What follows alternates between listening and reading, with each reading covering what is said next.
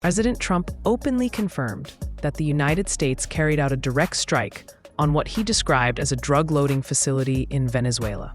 Can you say anything more about the explosion in Venezuela that you mentioned in a radio interview?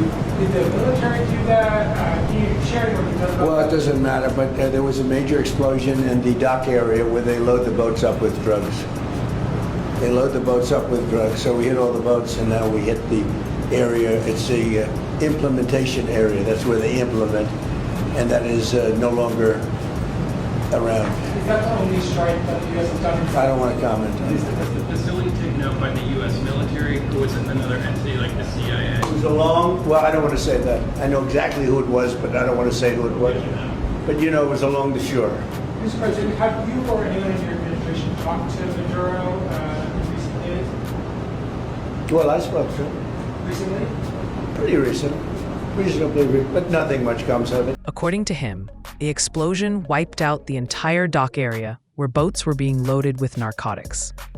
Hearing him speak on it, the first thing that hits me is how casually he delivered something this huge, almost like he was talking about a routine errand instead of a military action inside another sovereign country. Then he added that all the boats were hit and the entire implementation area is no longer around. That wording alone makes it sound like a full-on operation, not some small targeted hit. What really stands out is the moment he was asked if the CIA was behind it. He claimed he knows exactly who did it, but refuses to say. That kind of secrecy only fuels more questions, especially considering the history between the US and Venezuela.